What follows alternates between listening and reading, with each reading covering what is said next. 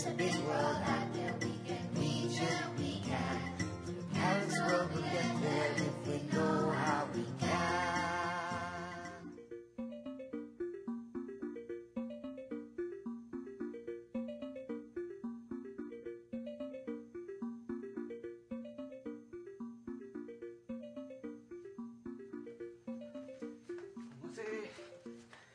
Igo, I have been waiting for you for a long time now. Pasensya na po. May kukunin lang ako sandali sa bahay. Watch the store until I get back.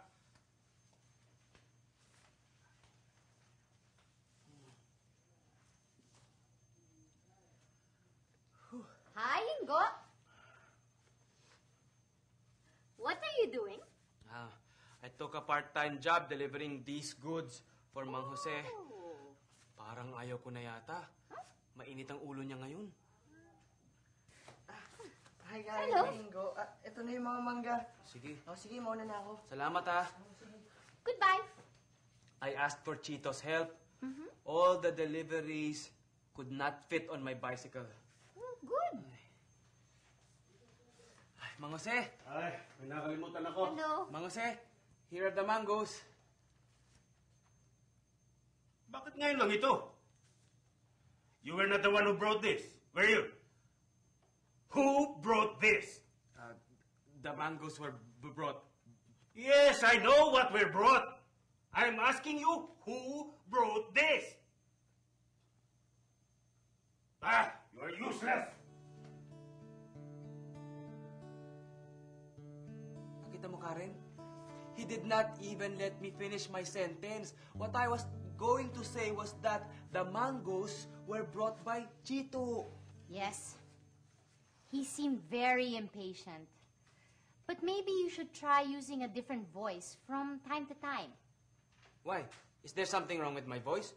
No. Not your speaking voice. I was talking about the voice of the verb. Huh? You mean verbs have voices too? How can they talk? Well, they do not talk. Their voice depends on what the subject does in the sentence. What the subject does. So if I said, the mangoes were brought by Chito, the subject is mangoes, right, Karen? So what it does in the sentence is, what does it do? Nothing. The mangoes were the ones that were brought, but they did not bring anything. Yes, Chito was the one who brought them. Yes, Chito is the doer of the action, while the mangoes are the receiver of the action. You were using the passive voice, Ingo. I was? I was. How? Well, the subject of the sentence is the mangoes, the receiver of the action. And they are passive because they do nothing. Oh, I get it now. So if the subject of the sentence is the receiver of the action, Yes, the verb has a passive voice. correct. What if the subject was the one that did the action? Then it is the active voice. It becomes active? Yes, the subject is active because it is the doer of the action. All right. I will use the active voice. The doer of the action is Chito. That makes him the subject. Correct? So I should say, Chito brought the mangoes. Oh, wait a minute. I think that was what I should have said to Mang Jose. I agree. Mang Jose was asking who brought the mangoes. So it would have been better to put emphasis or importance on Chito. Oh, yes. Because Chito brought the mangoes. He is the doer of the action. That is right. The active voice is used to emphasize the doer of the action. While the passive voice is used to emphasize the receiver of the action. Like right now. I am feeling sorry for myself. Yeah, so I want to put emphasis on myself. That is why I use the passive voice. I was scolded by Mang Jose. But I am also upset with Mang Jose. That is why I want to put emphasis on him. So I use the active voice. Mang Jose scolded me. Ingo, take it easy. He is just having a bad day. No, but he is making it tougher on me. That is why I am going to make it tougher for him.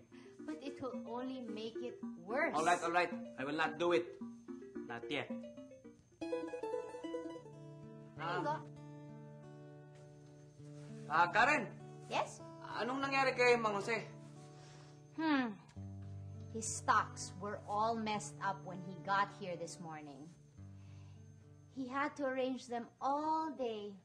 He was going to close the store, but he took a nap first. Ah, really? You would not know anything about this. Now, would you, No. Ingo? Hey, okay, I did it. What? I messed up Mang Jose's stocks. I am the doer of the action, and I am the subject of the sentence. That is why I can put emphasis on myself. I am using the active voice. Ingo, you should not be proud of what you did. But Mang Jose started it. He was the doer of the action. That is why I used the active voice. I can even use the passive voice if you want. This whole mess was started by Mang Jose. This whole mess is the receiver of Mang Jose's actions. It does not matter who started it. Do you really think that what you did was right? But Mang Jose... No. And now I am not proud of what I did.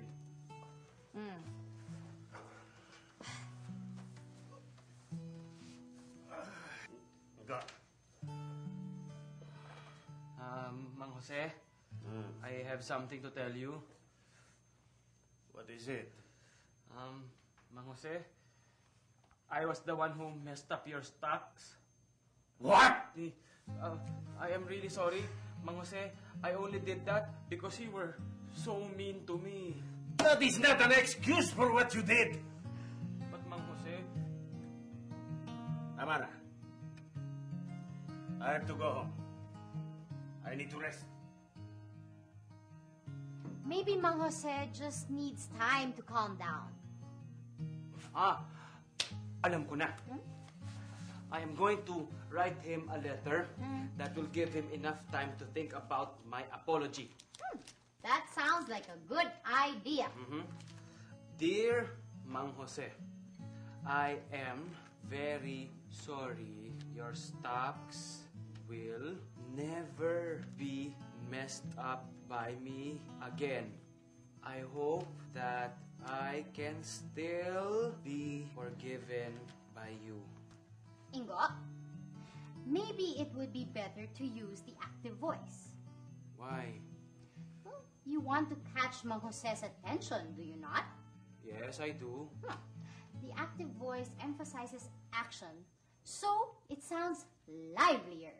When writing letters, formal compositions, or stories, it is usually better to use the active voice, especially when you want to grab the reader's attention.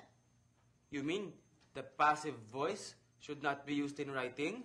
Well, you can use the passive voice when you are writing something that is not personal. Like experiments in science, for example. Meron kaming ganyan sa eskwela. We would write things like, the experiment was performed and these results were reached.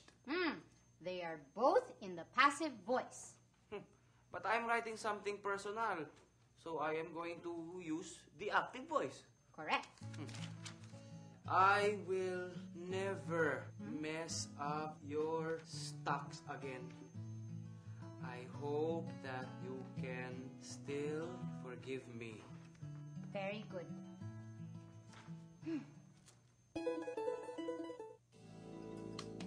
Getting even is not the answer. Show them that you know better. Always keep your cool and never be cruel.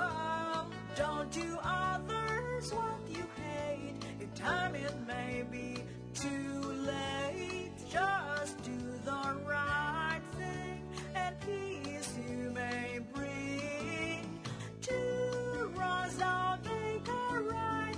Things get worse when you fight. Be the wiser one. Don't harm anyone. Guess what, Karen? What? Mang Jose's stock was arranged by me. Oh, That is very in the good. passive voice, is it not? Yes, it is. Mang Jose's stock is the subject and the receiver of the action. But you should be proud of what you did.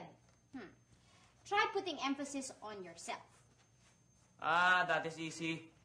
I will say it in the active voice. I am the doer of the action, and I will make myself the subject. All right? I arranged Mang Jose's stock. Very good.